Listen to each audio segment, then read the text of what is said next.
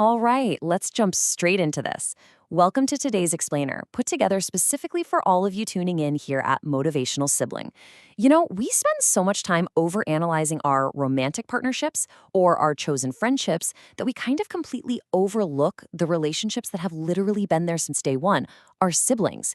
It's a bond that is incredibly complex, sometimes totally infuriating, but undeniably powerful. So today, we're going to explore exactly what makes this connection so incredibly unique.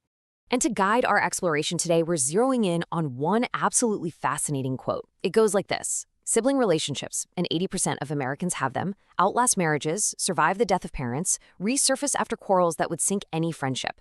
That's from Erica E. Good, and I just love the multifaceted premise she sets up here.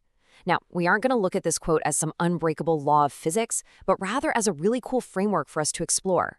Good packs three massive, sweeping claims into just one single sentence. And by pulling this apart, we can really start to uncover the hidden architecture of our own families. But first, 80%.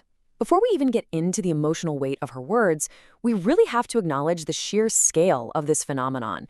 Just to put that into perspective, that means 4 out of every 5 people you pass in a crowded room are walking through life tethered to a brother or a sister.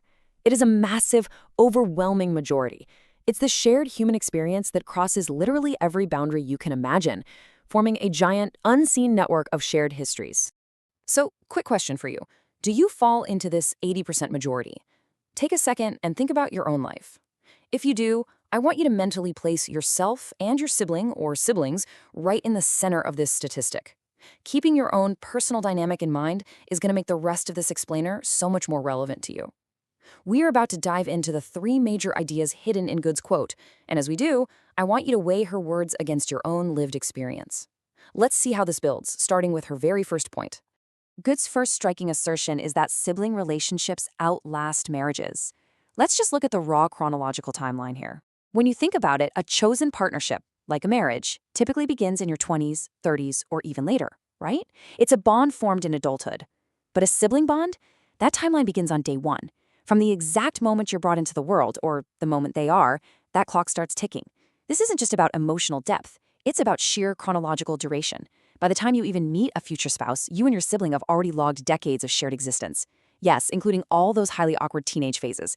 Which naturally leads us to ask, why might a sibling bond structurally outlast a chosen partnership? This is where we shift from just counting the years to looking at the actual architecture of the relationship. A marriage is built on active choice, right? Daily maintenance, romantic alignment. But a sibling bond? That is woven into the very fabric of your origin story. It structurally outlasts other bonds because it doesn't require that same daily maintenance just to exist.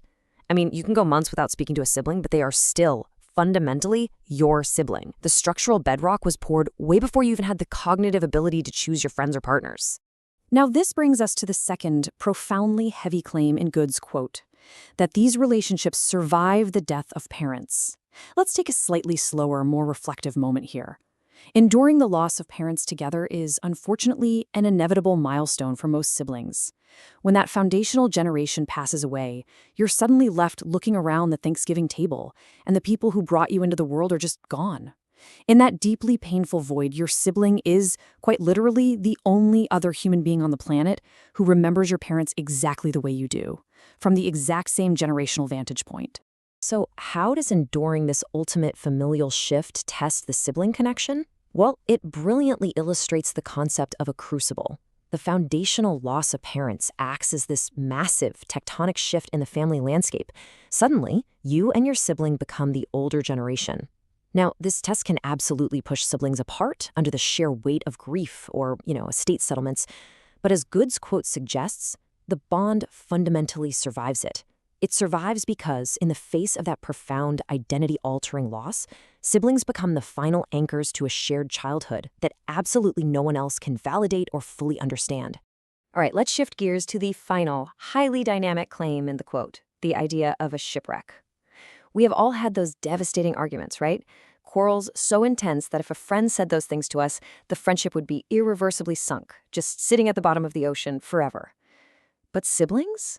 They have this strange, almost stubborn buoyancy. They resurface. So the question we really need to answer here is, what makes sibling ties resilient enough to float when friendships sink? Challenge yourself to think about this for a second. It goes right back to that unbreakable structural force we talked about earlier. You see, you can sink a friendship because a friendship is held together entirely by mutual, ongoing consent. But brothers and sisters, man, they are tethered together by biology, by shared history, by the absolute inability to erase the fact that you grew up under the exact same roof, probably fighting over the exact same bathroom. That shared origin acts as a life raft. Even after the absolute worst quarrels, the tie is so deep that eventually, for the vast majority of that 80%, the relationship just bobs right back to the surface. So when we pull all of this together, Erica E. Good's text points to what might just be the ultimate relational bond.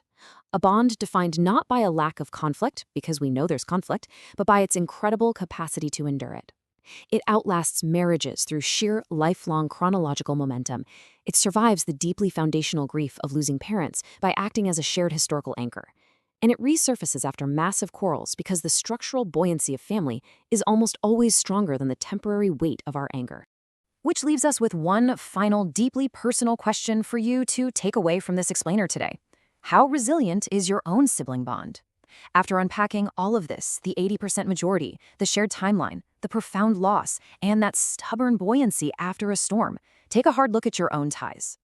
Whether your relationship with your sibling is currently thriving and amazing, or maybe it's currently weathering a really rough storm, remember the innate resilience that Good highlights. It is a bond built to survive. Thank you so much for exploring this with me on Motivational Sibling, and I really hope this gives you an entirely new perspective on the person or people who have been there for you since day one.